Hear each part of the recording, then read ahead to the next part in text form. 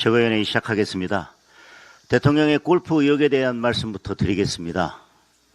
동해에서 우리 해군 장병이 죽음으로 차갑게 식어가고 있을 때 대통령은 골프채를 휘두르고 있었다는 의혹이 제기되고 있습니다.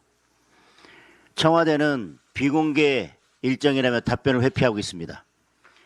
골프 친 게 비공개 일정이라서 어디서 누구랑 몇 시에 쳤는지를 공개하기 어렵다는 이야기입니까? 아니면 다른 비공개 일정을 하고 있었다는 겁니까? 첫 번째, 비공개 일정이라서 누구랑 언제 어디서 골프를 쳤는지 밝히기 어렵다면 골프를 쳤다는 이야기만 하면 됩니다. 골프 외에 다른 비공개 일정을 하고 있었다면 골프는 치지 않았다는 답변만 하면 됩니다. 더 큰 문제는 우리의 장병이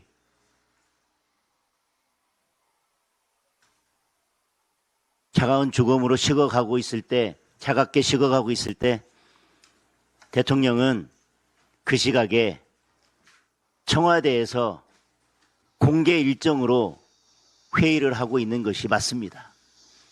지금까지 대통령의 어떤 메시지도 나오지 않고 있습니다. 국민 여러분께 묻겠습니다. 이 정도면 골프 친 거 맞지 않습니까? 최혜병 사건이 발생했을 때 그 당시 더불어민주당 당대표로서 이재명 대통령 스스로 했던 행동들에 비추어 보면 대통령 탄핵되는 게 맞지 않습니까?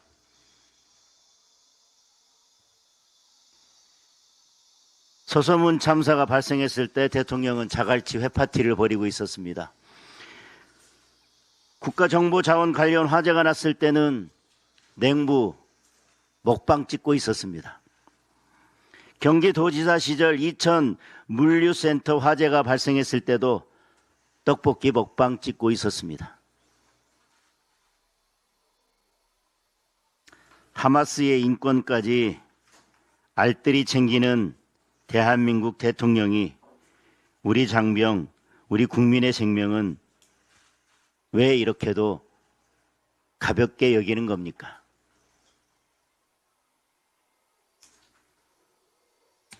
다시 한번 골프 친 것이 맞다면 명백한 탄핵 사유라는 점을 강조해서 말씀드립니다. 어제 민주당이 법사위에서 2차 특검 연장 법안을 일방 통과시켰습니다. 3대 특검도 모자라서 2차 특검을 하더니 그걸 또 연장하겠다는 겁니다. 그런데 전혀 낯설지도 않고 전혀 이상하지도 않고 충분히 예상할 수도 있는 일이지만 결국 어제 원희룡 전 국토부 장관에 대한 압수수색을 실시했습니다. 법사위에서 2차 특검 연장법을 일방 통과시키는 날 기가 막히게도 늘 그래왔듯이 원희룡 전 장관에 대해서 압수수색 실시한 거 아니겠습니까? 1년 넘게 조사하고 출국 금지 조치 그렇게 해두고도 혐의 입증 못해서 지금까지 아무것도 못하고 있지 않았습니까? 그런데 수사 종료 시점에 맞춰서 민주당이 법사위에서 일방적으로 2차 특검 연장법을 통과시키는 날 뒤늦게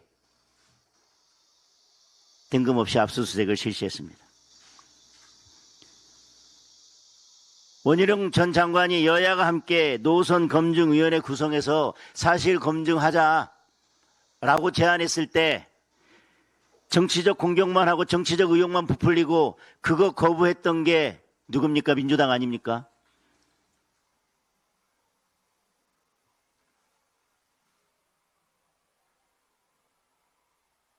이렇게 혈세를 펑펑 쓰고 아무런 성과도 없는 특검은 3대 특검, 2차 특검, 또 연장 특검 이렇게 밀어붙이면서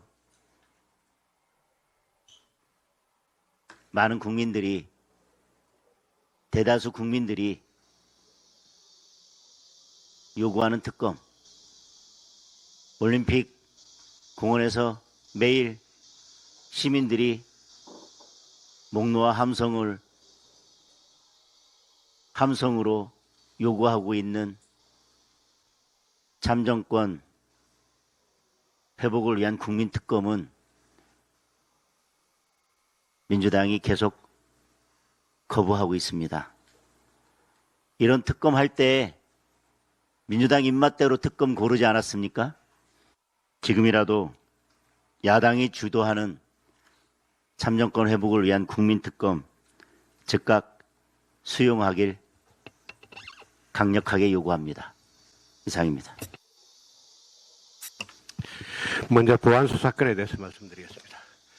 보안수사권은 경찰의 부실 수사를 2중, 3중으로 점검하고 범죄 피해자의 억울함을 방지하기 위한 최후의 견제장치입니다. 국민의힘은 어제 보안수사권 존치를 골자로 하는 피해자보호3법 개정안을 당론으로 발의했습니다. 우리 당이 법안을 낸 취지는 다음과 같습니다. 첫째, 보안수사권으로 경찰의 독단적인 수사 종결을 견제하자는 것입니다. 특히 살인, 강도와 같은 흉악범죄, 아동대상범죄, 공익을 중대하게 침해하는 범죄에 대해서 이중점검 차원으로 보안수사가 반드시 필요합니다. 둘째, 검사들의 직접 수사 범위를 경찰과 공수처에 대한 견제의 역할로 제한하는 것입니다. 검사들이 모든 사건을 수사하게 하는 것이 아니라 경찰, 공수처, 검찰 등 수사기관들이 서로 견제할 수 있게 하자는 것입니다. 셋째, 검사의 공소취소권을 없애는 것입니다. 검사의 공소취소권이야말로 수사권보다 더 막강한 무소불위의 권한입니다. 경찰도 함부로 수사 종결해서는 안 되겠지만 검사들도 함부로 재판을 취소하지 못하게 만들자는 것입니다. 마지막으로 이재명 대통령께 말씀드립니다. 박정희 대통령의 경부고속도로, 노무현, 이명박 대통령의 한미 FTA처럼 역대 대통령들은 때로는 국민들께 사과하고 때로는 국민들을 설득하면서 반대를 정면 돌파했습니다. 그런데 이재명 대통령은 평소엔 세상만사, 공무원 술자리까지 시시콜콜 간섭하고 호통치면서 정작 보안수사권처럼 중요한 현안에 대해 철저히 침묵을 지키고 있습니다. 이재명 대통령은 보안수사권에 대한 분명한 입장을 밝히십시오.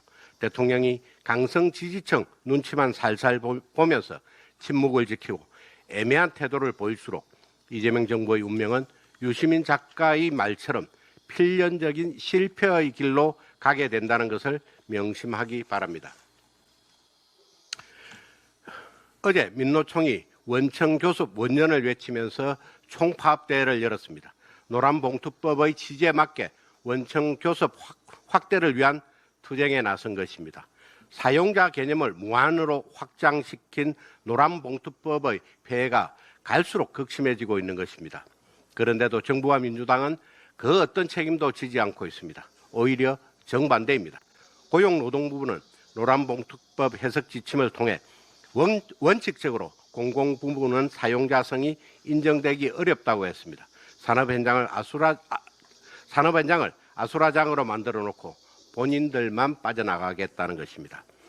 삼성전자 노조가 호남권 반도체 클러스터를 노사교섭 의제로 다루겠다고 하자 고용노동부는 단체 교섭 및 노동쟁의 대상에 포함되지 않는다고 선을 그었습니다.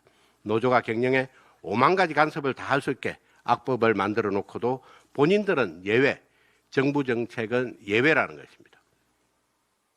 이와 같이 정부 입맛에 따라 멋대로 법을 적용할 수 있다면 차라리 노란 고무줄법이라고 불러야 마땅합니다. 이처럼 법률의 적용 대상이 고무줄 잣대처럼 모호한 법률은 헌법상의 명확성의 원칙에도 반하는 것입니다. 지난 9일 대법원은 CJ 대한통운 사건에서 근로조건을 실질적 구체적으로 지배 결정한다는 사실만으로 원청사의 교섭 의무를 인정한 항소심 판결에 대해서 파기환송했습니다. 이는 관련 판례가 제로가 되었다는 것으로 기존 판례를 입법화한다라는 노란봉투법의 명분이 사라진 것입니다. 노란봉투법은 민주당과 민노총의 추악한 거래로 탄생했고 시행 첫날부터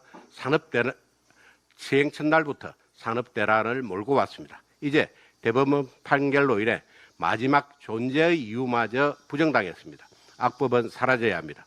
국민의힘은 노란봉투법 독소조항을 폐기하고 교섭 대상으로서 사용자 개념을 명확하게 하는 노조법 개정을 추진하겠습니다. 이상입니다. 예, 최고위원 신동욱입니다.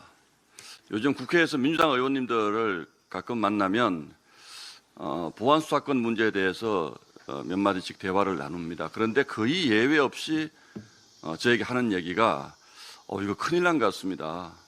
이렇게 가면 안 됩니다. 라는 얘기를 민주당 의원들이 합니다. 실제로. 물론 뭐 그게 몇 퍼센트나 되는지는 모르겠습니다만 제 감으로는 상당수 많은 민주당 의원님들이 이 검찰의 보안 수사권을 완전히 박탈하는 문제에 대해서 걱정을 굉장히 많이 하고 있다. 그런데 왜 이렇게 속도전으로 밀어붙이는지 여당도 걱정하고 야당도 걱정하는데 저는 사실 좀 알기 어렵습니다. 걱정한다는 것은 결국 그 국민들에게 피해가 갈 수 있다는 부분을 걱정을 하는 것이겠죠. 실제로 최근에 언론 보도를 하나 보면 이런 부분이 있습니다. 그 경찰 수사관이 피해자 측 변호인에게 우리가 제대로 수사 보고서를 쓰기가 어려우니까 어떤 범죄로 송치를 해야 할지, 어떤 법리로 송치를 해야 될지 피해자 측에서 피해자 변호인이 자세히 써주면 우리가 그대로 넘겨서 기소하게 해주겠다. 이런 사례들이 있다는 겁니다. 저는 이런 사례들이 실제로 이 기사에 언급된 부분뿐만이 아니라 많이 있을 수 있을 거라고 생각합니다. 그래서 여기서 다시 한번 생각을 해보게 됩니다. 예전에는 대검 통계를 보면 송치된 사건의 45% 정도를, 그러니까 절반 가까이를 검찰의 보안수사권을 통해서 보완해서 기소를 하는데 이제 이 45%에 대해서 검찰의 보안수사권이 없어지면 온전히 경찰 수사 단계에서 완벽한 기소 의견서를, 일종의 기소 의견서를 써서 검찰에 보내야지 이게 기소가 되는데 경찰이 과연 이걸 다 감당할 능력이 있느냐라는 데 대해서는 큰 이견이 없는 것 같습니다. 그래서 제가 조금 전에 언급한 것처럼 경찰 피해자 측의 변호인이 너가 왜 억울한지를 자세히 써주면 그걸 그냥 넘겨주겠다. 이런 일이 발생한다는 겁니다. 자, 그렇다면 검찰의 보안수사권을 완전히 박탈하는 것은 누구를 위한 것입니까? 억울한 피해자를 위한 겁니까? 아니면 경찰을 위한 겁니까? 제가 보기에는 아무리 생각을 해봐도 보안수사권을 박탈하게 되면 억울한 피해자들이 굉장히 많이 양산될 것 같고 대한민국은 유전무죄의 국가, 그러니까 경찰 단계에서 유능한 전관 변호사를 써서 피해자 측에서는 기소를 하게 만들고 또 가해자라면 경찰 단계에서 유능한 변호사를 써서 이거 범죄 안 되니까 아예 송치하지 말아달라라고 말할 수 있는 그런 국가로 가지 않겠습니까? 상식적으로. 그래서 한편으로 보면 검찰의 보안수사권이 검찰을 위한 것이기도 하지만 피해자 입장에서 보면 굉장히 고급 법률 서비스를 피해자가 받을 수 있는 기회를 가지게 하는 것이기도 합니다. 변호사를 비싼 돈 주고 사서 쓸 능력이 안 되는 피해자들은 검찰의 보안 수사를 통해서 그 고급 법률 서비스를 받을 수 있는 길을 열어둔 것이 바로 검찰의 보안 수사권인데 지금 민주당 안에 따르면 경찰 단계에서 매우 고급 변호인을 쓸 수 있는 피해자가 아니면 상당수의 사건들이 그냥 묻히거나 경찰 단계에서 종결 처리되는 이런 상황으로 갈 수밖에 없다는 것입니다. 그래서 이것이 걱정된다는 것을 민주당 국회의원들도 다 잘 알고 있는 것입니다. 이념이 실용을 압도할 때 이런 국가적 불행이 생길 수 있다는 것을 국민 여러분들께서도 꼭 좀 알아주시기 바라고, 그래서 저희가 이 보안수사권 존치를 주장하는 것은 검찰을 옹호하기 위해서 이런 것을 하는 게 아니고 사실 국가가 어떤 제도를 두는 것은 그 기관을 보호하기 위해서 두는 것이 아니고 국민을 보호하기 위해서 둔다라는 그 근본적인 국가 설계의 철학을 우리가 다시 한번 생각해 봐야 할 것입니다. 결론적으로 말씀드리면 피해자 측에서 검찰의 보안 수사권을 통해서 고급 무료 법률 서비스를 받을 수 있는 길을 이 보안 수사권 폐지를 통해서 완전히 원천적으로 봉쇄하는 그것이 바로 이번 검찰 보안 수사권 폐지의 본질이다라고 저는 생각을 합니다. 이상입니다.